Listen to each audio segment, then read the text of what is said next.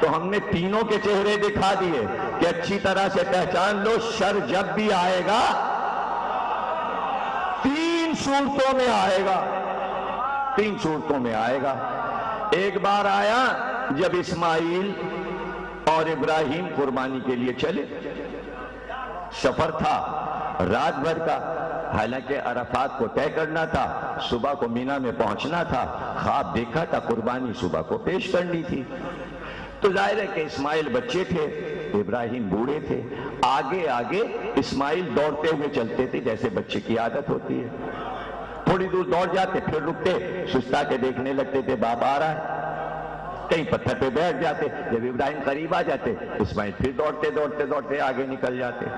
اب جب باپ سے دور ہوتے تو شاہراہ کے دونوں طرف سے پہاڑیوں کے بیچ سے منہ نکالتا اور پکار کے کہتا، دوڑے چلے جا رہے ہو کھیلتے ہوئے، کچھ پتا بھی ہے یہ باپ تمہیں لے جا رہا ہے مار ڈالے گا۔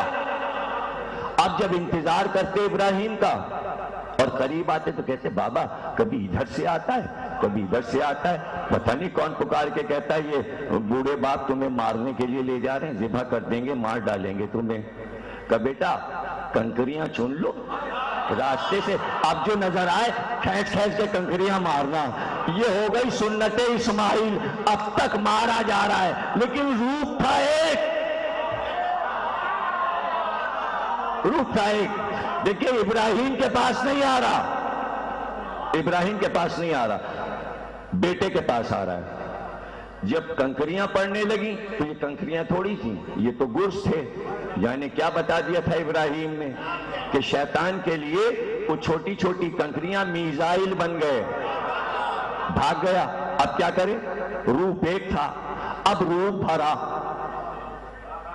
بھرا اس نے، اپنا گیٹ اپ بدلا، میک اپ کیا اور دوسرے طریقے سے ہاجرہ کے گھر کے دروازے پر آیا، اور دروازے پہ آ کے آواز تھی، ہاجرہ دروازے پہ آئیں، سمجھے کوئی بابا ہیں کوئی فقیر ہیں۔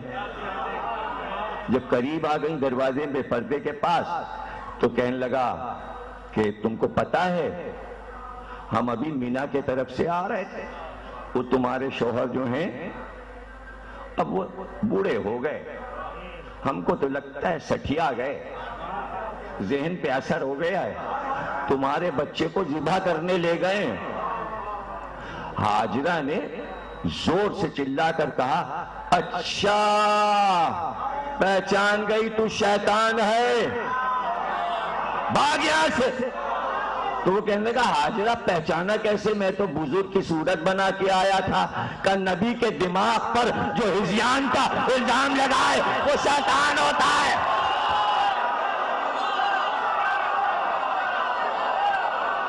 وہ شیطان ہوتا، لا حول ولا قوت الا باللہ، بھاگا شیطان۔ اب ظاہر ہے سوچئے 2 بار آیا، اب تیسری بار میں کتنی محنت کرے گا کہ میں پہچانا نہ جاؤں۔ ایسا بھیز بدل لیا، اور بھیز بدل کر ایک مسافر کا ہاجرہ کے دروازے پہ آ گیا، میں بھوکا ہوں، میں پیاسا ہوں، مسافر ہوں، ادھر سے گزر رہا تھا، مجھے پانی پلا دو۔ ہاجرہ ظاہر ہے سخی کا گھر ہے، سخی بی بی ہیں، دروازے پہ آ گئیں پانی دینے کے لیے، کھانا دینے کے لیے۔ جب قریب آ گئیں پردے کے، کہنے لگا، ارے میرے ساتھ چلو، میں تو مسافر ہوں، میں نے وہاں دیکھا ایک بوڑھا ایک بچے کو حلال کر رہا تھا، میں نے پوچھا تو پتا چلا وہ بچہ تمہارا ہے، جلدی چل کے اپنے بچے کو بچاؤ۔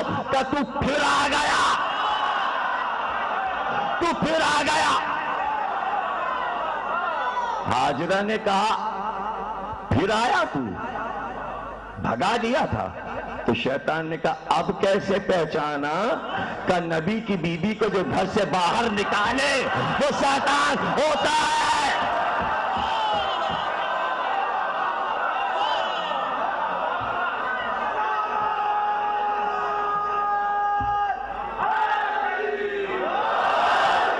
تاریخ انبیاء میں شیطان اپنے اعمال سے پہچانا گیا۔ جیسے جیسے شیطان خیر کے خلاف سازش کرتا گیا، تاریخ ان چیزوں کو محفوظ کرتی گئی، آسمانی کتابیں اس کو وحی بناتی گئیں تاکہ ہر دور کے شیطان کو پہچانو، بھیج بدل بدل کے وہ آتا ہے۔ اب جو کام وہ کر چکا آخری نبی کے دور میں وہ سارے کام دہرائے گا، تو 3 صورتوں میں آئے گا، پہچانتے رہنا اور جتنی بار آئے سنسار کرتے رہنا۔ یہ پتھر اس لیے پھینکوا رہے ہیں کہ لعنت کے پتھر کافی ہے۔ تم روز کعبے نہیں جا سکتے، کعبے نہیں جا سکتے، عادت تو پڑی رہے، شر سے نفرت تو رہے۔ دیکھیے شر سے نفرت کا نتیجہ یہ ہوا، اگر آپ شر سے نفرت نہ کرتے تو آپ سے اچھا کون تھا؟ آپ سے اچھا کون تھا؟ لیکن شر سے نفرت کی وجہ سے پتہ چلا کہ آپ ہو گئے برے، آپ ہو گئے کافر۔ تو یہ لفظ کافر آپ کے لیے ہے انعام، مطلب یہ کہ آپ کو کافر کہہ کے یہ بتایا جا رہا ہے کہ تم کیوں ایسا کر رہے ہو، تم خیر میں شر کو ملا کیوں نہیں رہے، تم الگ الگ کیوں دکھانا چاہتے ہو۔ یہ ہے آپ کی سزا۔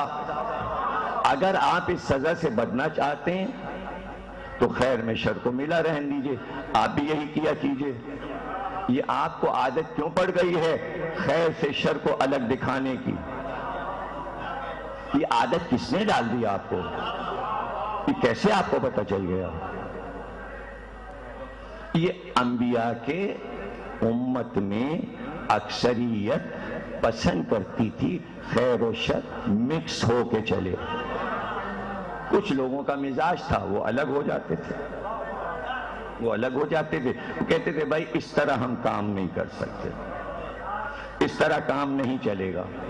ان چند لوگوں کی وجہ سے ہم کو بھی یہ سب کچھ بھگتنا پڑا۔ اگر سلمان، ابو ذر، مقداد، عمار، قنبر یہ لوگ بھی امت کی طرح سب کچھ ملا جلا رہنے دیتے تو ہم تک یہ بات ہی نہ پہنچتی۔ ہم کیا کریں؟ وہ مولا کے ٹریننگ یافتہ تھے، مولا سے انہوں نے فکر لی تھی، مولا نے ان کو یہ بات بتا دی تھی اگر خیر میں تم شر کو ملاؤ گے تو اللہ تم کو پسند نہیں کرے گا۔ ہم اللہ کے پسندیدہ بننے کے لیے یہ سب کچھ کر بیٹھے، ورنہ دنیا کیا بری تھی؟ دنیا تو بہت اچھی تھی، ہم بھی سلطنت کے مالک ہوتے۔ ہم نے سلطنت کو ٹھکرایا ہے، ہم نے سلطنت کو ٹھکرایا ہے شر پہ لعنت کرنے کے لیے۔ پتہ چلا شیطان سے اس وقت مقابلہ پوری کائنات کا نہیں ہے،